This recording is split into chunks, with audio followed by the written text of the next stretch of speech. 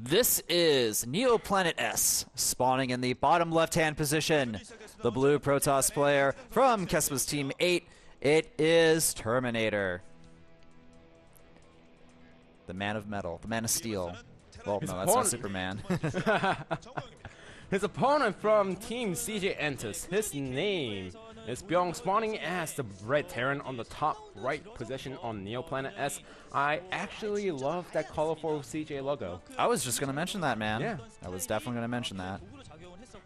Now, in round 1, Terminator was only 1-3. Round 2, he was 3-3. Round 3, he was 5-1. So by this logic, he's going to be like, he's actually going to have negative losses. Well, so they count for more wins for him? Not really. If you go by the pattern, you know, the wins, you know, stacking up 2 times by each time. So he's going to get 7 wins, but he's going to lose 1 time because it's been 3 losses into 1 loss. Oh, okay. If you go by the pattern. Which doesn't make sense at all because it's not going to work out that way in the end. It's actually in human nature to look for patterns, so we're only human. So Bbyong, he hasn't been in Pro League for 76 days. His last game was against Stats on January 22nd, and he hasn't won in Pro League for 93 days. Oh wow, that was almost as long as Bisu actually. Only a week apart. Yeah. It felt like longer for Bisu though. I love the title. It says the return of the Master of 111. Oh, actually, that is actually incorrect. The Master of 111 is former EG's Puma. Well, he was a Master of 111 in Pro League, especially on this map. He thought that it was great to go on 111 on this map. His first game, TBP on this map, he won with a 111. Yeah. Well, I don't know. The 111 is kind of dead, and I feel in Heart of the Swarm against a Protoss that can properly defend. Unless your name is Best, but let's not worry about that. I was about to pinpoint out the word properly. We just saw in the last game where the 111 was, you know, it worked out a little bit, but Hero was able to defend it in the end and still come back and win the game. Yeah, well, I would have to say that's probably more of a little bit of a contained move than a traditional 111, but looks like we have a Reaper opening from our Terran player. He's going to be able to use that Reaper to scout his opponent, and looks like Terminator going for the double gas opening. He's got 3 on each gas, though, so we're going to probably see a Stargate opening behind this, actually. Really fast tech. Yeah. You might even go for the DTs because it's so easy to go for the DT tech nowadays. You know, you get the less, you know, you need less gas and less minerals to get the Dark Shrine up. Oh, look at this! So smart, Bbyong. He's going to go ahead and engineering block the natural there, so he's going to know exactly when his opponent really wants to take that expansion, and that combined with the Reaper, it's going to be quite annoying to deal with. It is, and here is the Reaper. Now the Stalker is going to finish up pretty soon, and it's going to run. It's going to drive the Reaper away from the main base. But also really smart by Bbyong. He did not finish the engineering bay. That's what you want to do if you go for the block. You want to cancel it at the last seconds to save the minerals. You don't want to finish it. Look at that though. The engineering bay, it's like at 99.9% health there. It is so close to getting finished. Timing was perfect. That's Bbyong timing right there, man.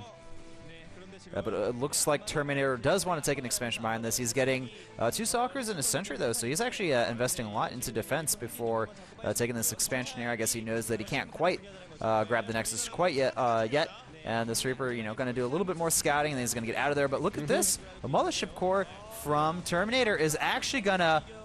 Oh, it's going to kill the Marines, actually, I think. Oh, now it's got to get out of there. There's more Marines. And Terminator, he's not paying quite enough attention. The Mothership is gone, man. So close right now.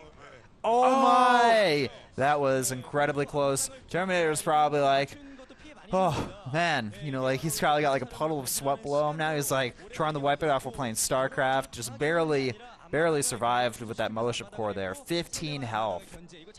Well, at least Bbyong was able to get a full scout on his opponent's base with the Reaper. He knows that the tech, there isn't any really super early tech coming in.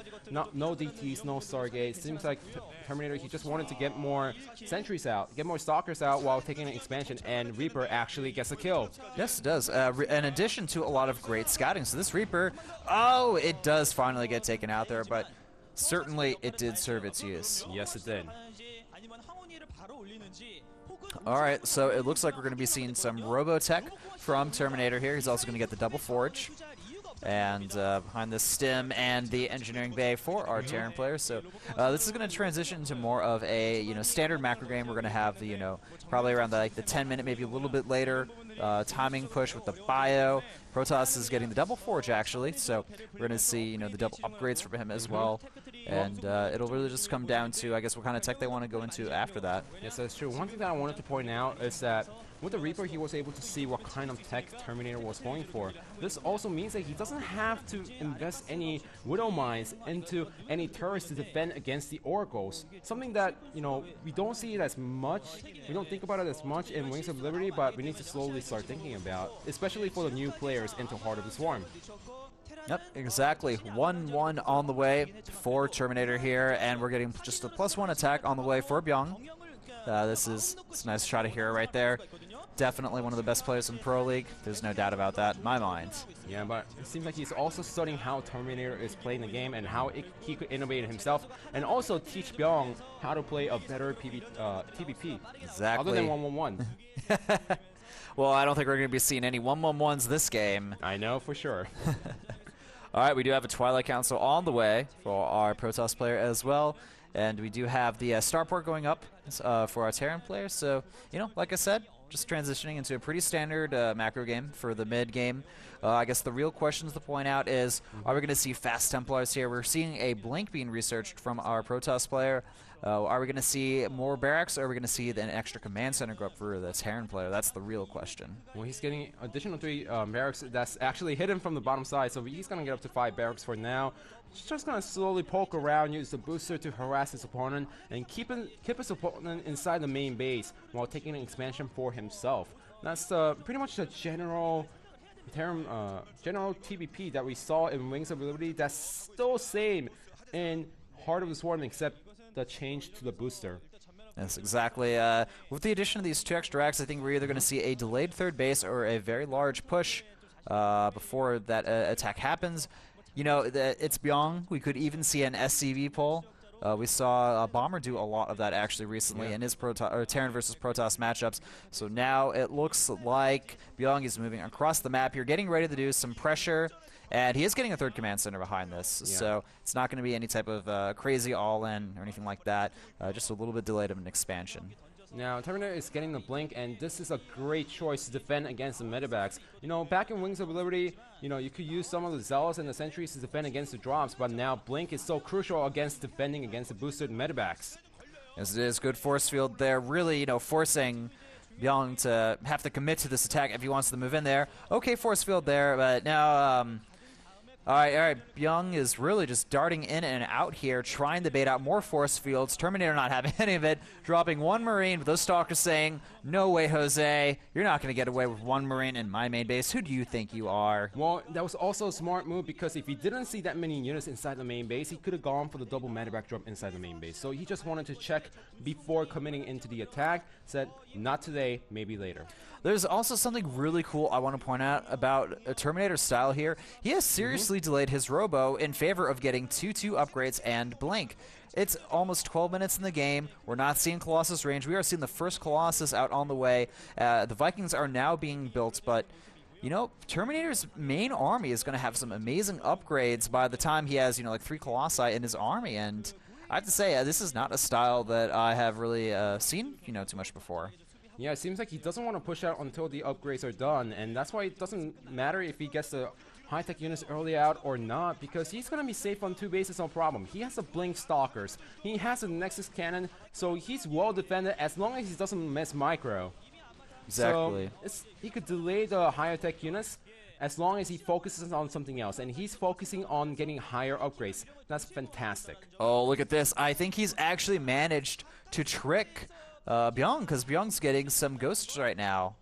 So I guess he thinks High Templars are coming because, he sees the Blink, he sees the upgrades, he doesn't see any Colossi. Well, he did see the Robobay at the last second with the factory, so true. Now he's adding in the Vikings. So, he might have not seen the unit, but he saw the building at the last second. That's something that was so crucial at the last second. If Bbyong didn't see that, then we might have seen, Terminator roll over Bbyong's army.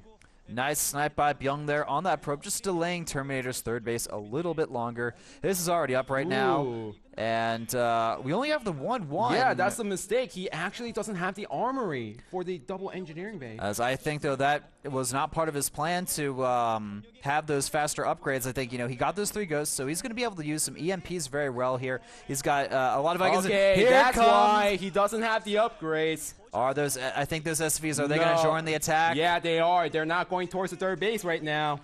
Oh, well, I guess I can't. I want to say I'm surprised, but I'm not. I'm really not. If the attack comes before the second Colossus comes out, then Bbyong can actually win the game. Is Bbyong going to go for the 6 o'clock? I don't think that's the right decision. Ignore the Nexus and just go for the attack.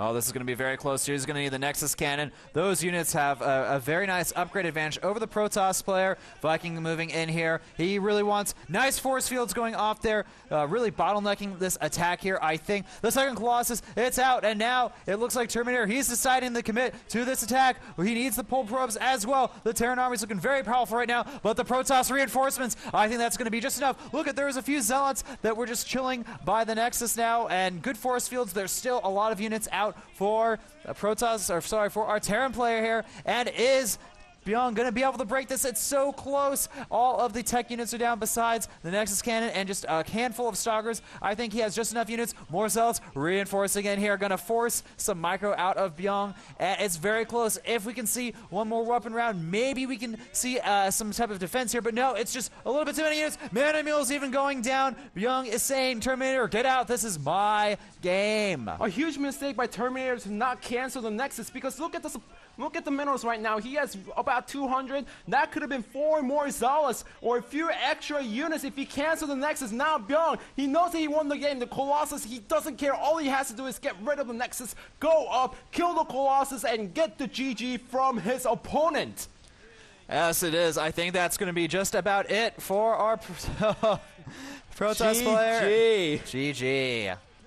Bbyong moving out with a very, very specific timing attack there, bringing the SCVs, wanting really to commit to that attack. And in Bbyong's style, he is able to take the victory over Terminator. I think the attack was actually improvised at the last second because he realized that he didn't have that much upgrades, and he also realized how fast his opponent's upgrades were. So if he let the game go towards the end game, then his units were going to get toast. So he said, well, this is the one chance I have, and I'm going to risk it. And so CJ Entis 2-0 over Kespa Team 8. Terminator, I felt like he played a really good game there, but unfortunately against that attack from Bbyong, it was just a little bit too powerful for him to really deal with. So the next matchup, it's going to be Cure versus Effort on Newkirk Redevelopment Precinct. We will be back after this quick commercial break.